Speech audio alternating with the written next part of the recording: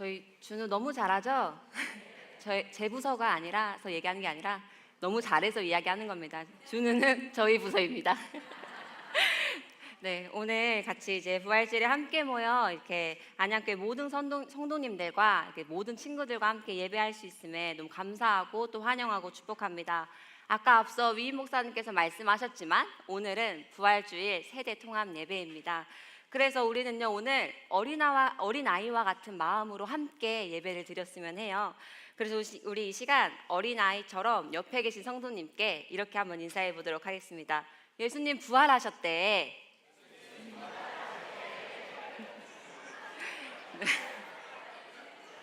어디 좀 마음이 많이 열리시나요? 오늘은 예수님 부활하셨습니다. 오늘 이 시간 그 부활의 기쁨을 함께 누리며 나누는 귀한 시간이 되기를 소망합니다. 네, 제가 질문을 하나 던져보겠습니다. 우리 친구들에게 질문을 하려고 하는데요. 지금 앞에 있는 친구들이 가장 질문을 잘 대답할 것 같아서 너희들은 혹시 갖고 싶은 물건이 있니? 엄마 저 이것 좀 사주세요 하는 물건 하나만. 어떤 거예요? 마우스.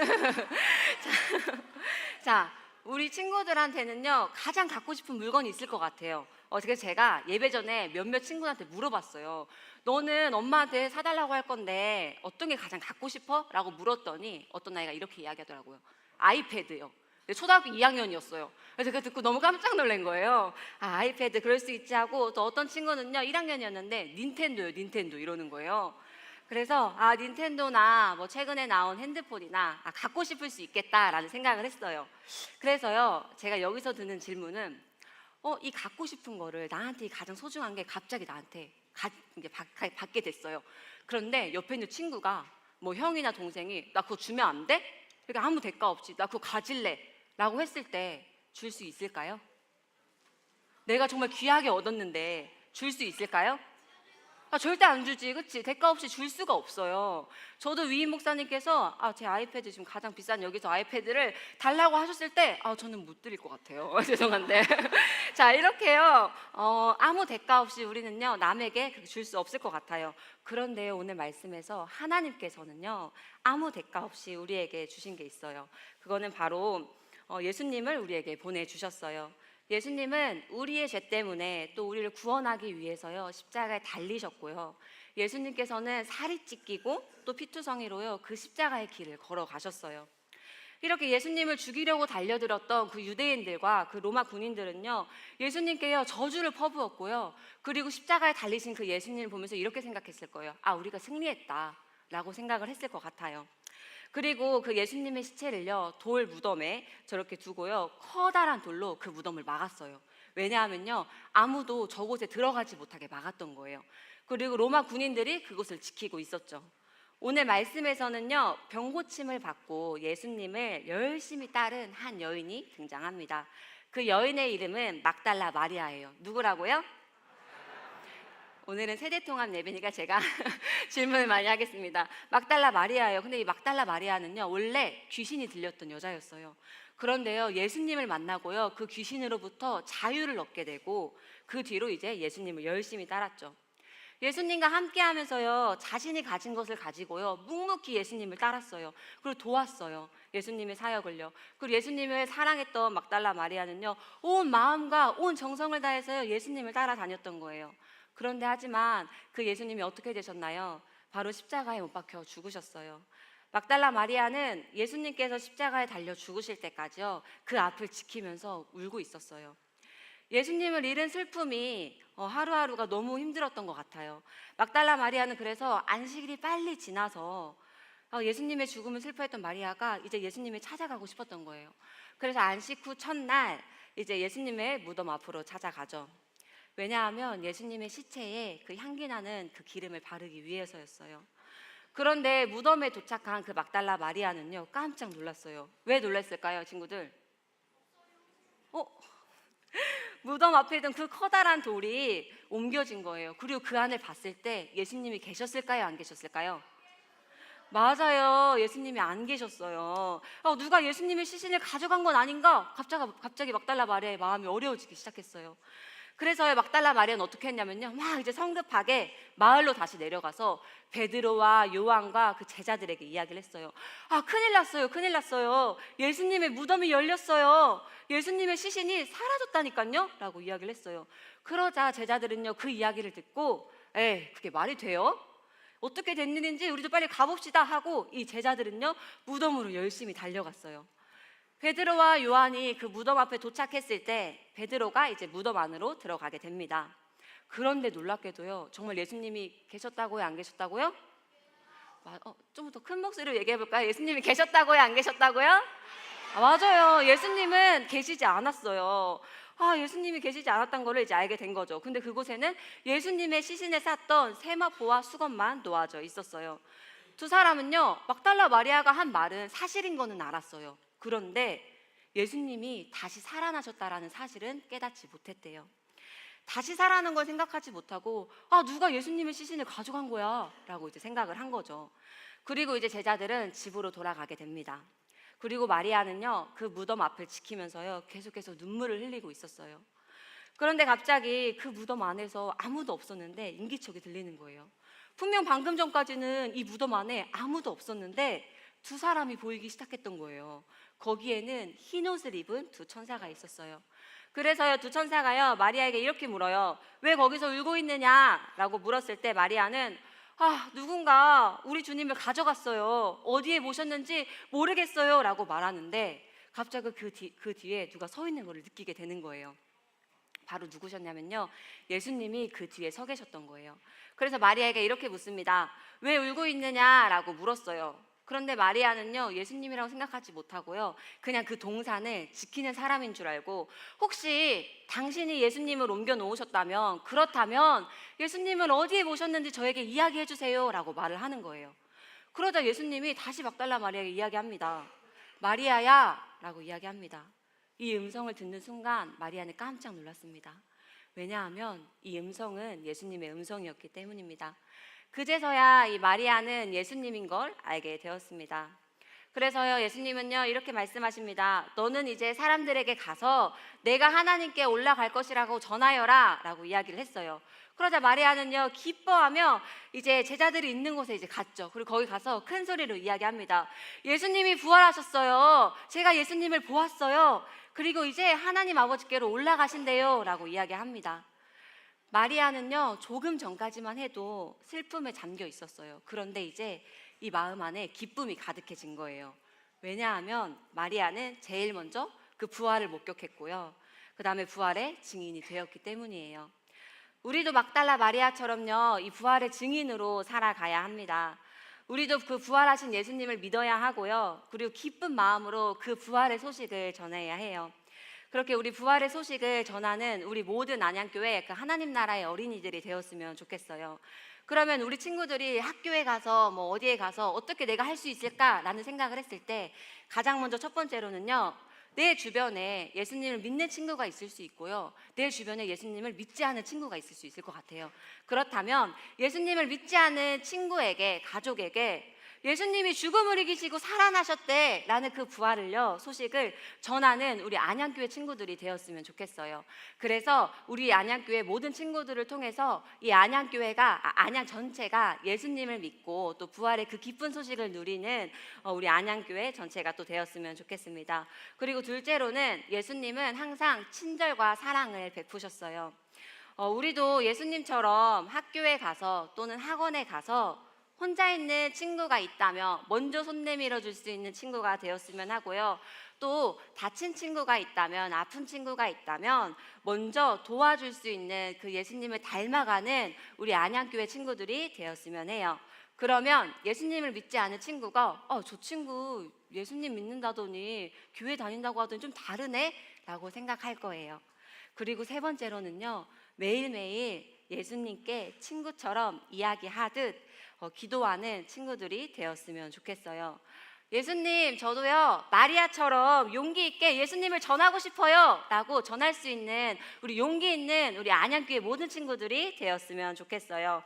그래서 부활의 기쁜 소식을 전하는 안양교회 모든 친구들과 또 모든 성도님들이 되기를 소망합니다.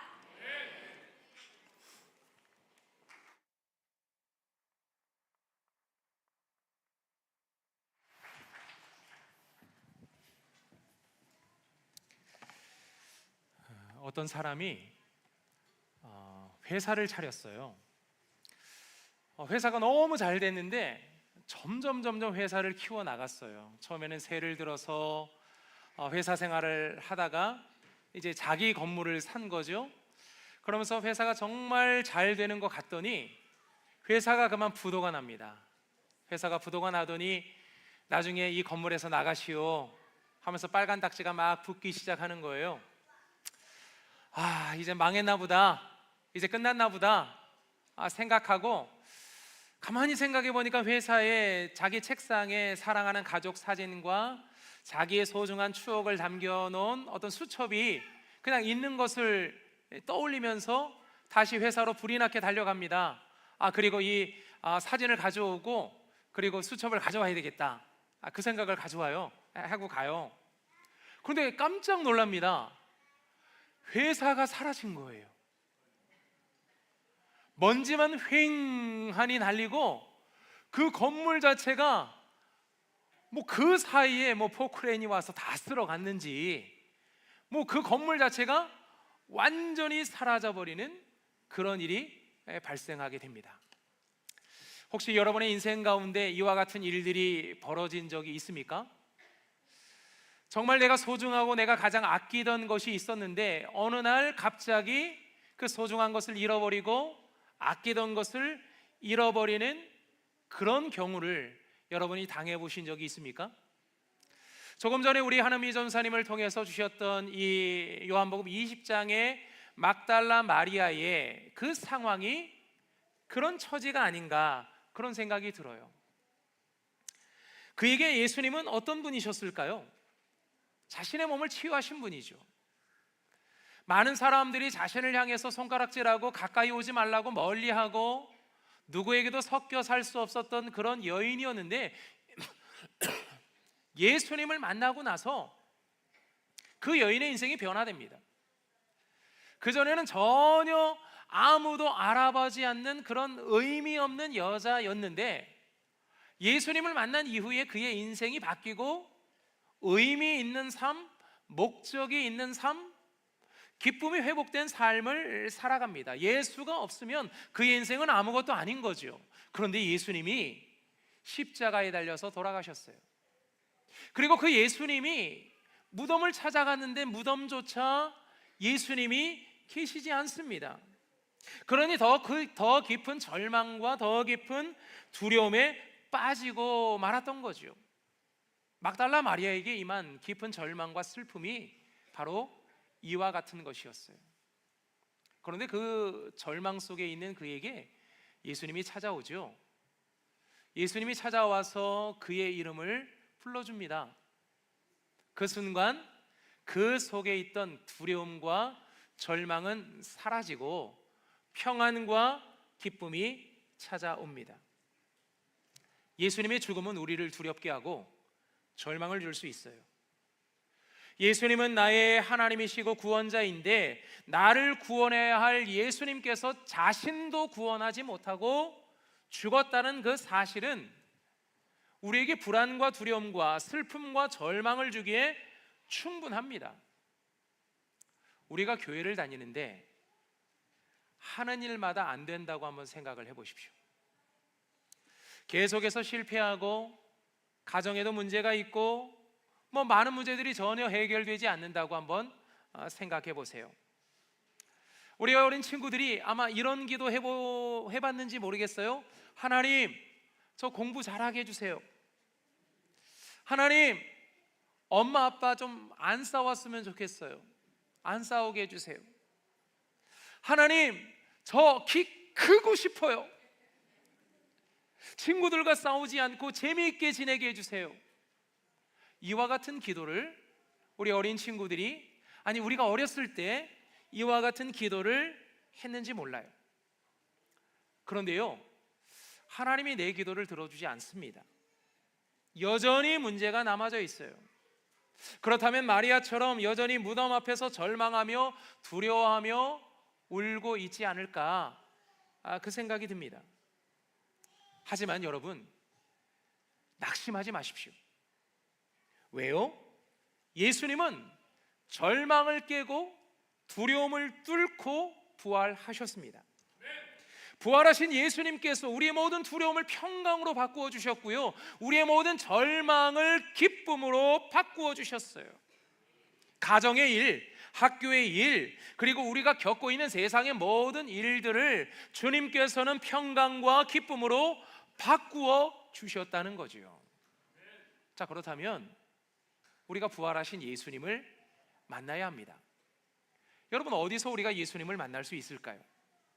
여러분은 어디에서 예수님을 만나고 계십니까?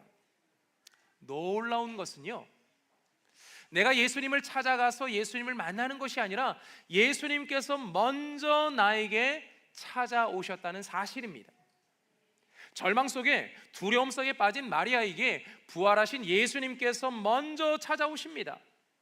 그래서 그의 두려움과 그의 절망을 기쁨과 평안으로 바꾸어 주십니다. 예수님은요, 먼저 내 인생 가운데 찾아오시고 먼저 나의 마음의 문을 두드려 주시고 먼저 나와 함께 하기를 원하시는 분이 우리 주님이시라는 거죠. 예수님이 사마리아 여인에게 찾아갔어요. 그에게는 늘 집안의 일로 두려움과 불안이 있었거든요. 그런데 예수님이 그의 인생 가운데 찾아오십니다. 그를 만나주시고 그와 대화를 나누시고 그의 가장 필요한 것들을 채워주십니다. 그 순간, 예수님을 만난 그 순간 그의 두려움과 불안이 평안과 기쁨으로 바뀌게 됩니다. 예수님이 먼저 베드로를 찾아가십니다. 실패의 현장, 좌절의 현장, 피곤하고 지친 삶의 현장 가운데 예수님이 찾아오셔서 그의 인생을 바꾸어 주십니다.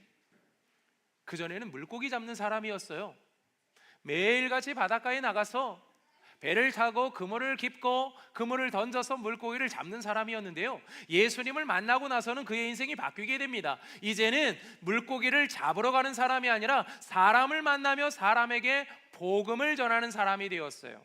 예수님과 함께 다니면서 하나님 나라를 전하는 삶을 살게 됩니다. 그의 인생 가운데 평안이 찾아오고 그의 인생 가운데 기쁨이 찾아왔어요. 베드로의 인생 가운데 찾아오신 거죠. 예수님은 삭개오에게도 찾아가십니다. 삭개오는 키가 작아서 예수님이 오신다는 그 이야기를 듣고 예수님을 만나고 싶었지만 수많은 인파로 인해서 예수님을 만날 수 없었어요. 그래서 예수님이 가시는 그 길목에 있는 나무 위에 올라가면 예수님을 볼 수 있겠지? 예수님이 어디쯤 오실까? 그렇게 예수님을 보고 싶었던 사람이 바로 삭개오입니다. 삭개오의 마음 가운데는요, 두려움이 있었거든요.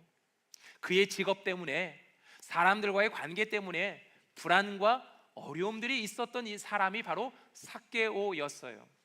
그런데요, 그런 그에게 예수님이 먼저 찾아오십니다. 그리고 나무 위에 올라가 있는 삭개오를 쳐다보시면서, 삭개오야, 내려와. 내가 오늘 너와 밥을 먹고 싶어. 내가 오늘 너의 집에 신방 가고 싶어. 너의 집에서 너의 집 사람들과 함께 대화 나누고 싶어. 예수님께서 그렇게 말씀하셨어요. 삭개오는요, 아무도 만나주지 않는 사람이었어요.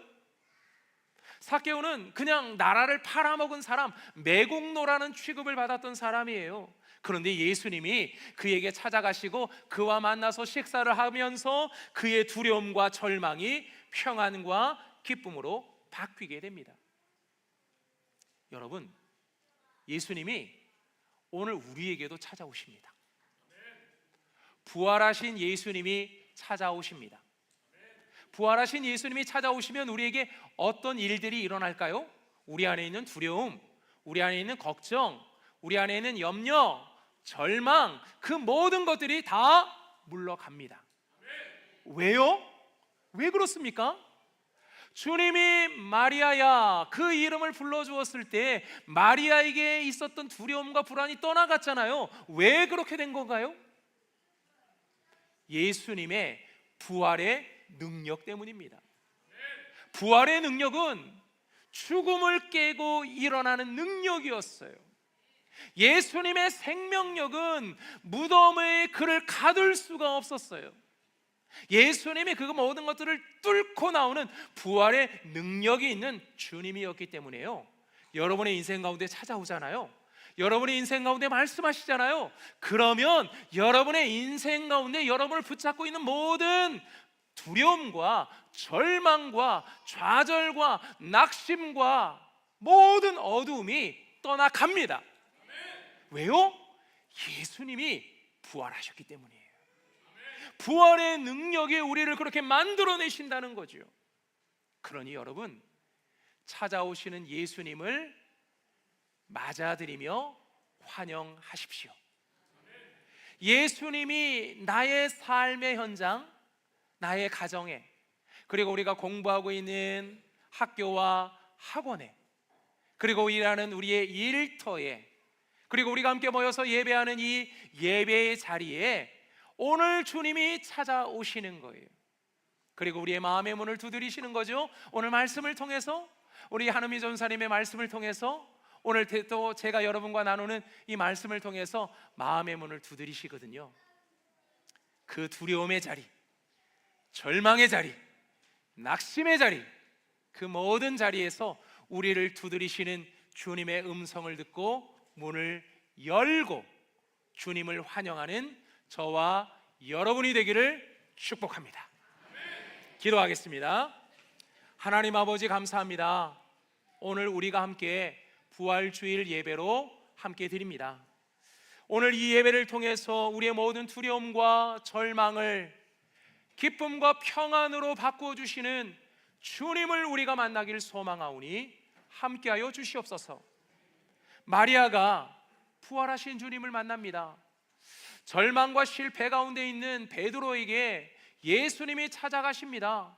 사마리아 여인에게 찾아가셨고 삭개오에게도 찾아가셨습니다. 오늘 나의 인생 가운데도 찾아오시는 주님이 계심을 우리가 믿음으로 바라봅니다.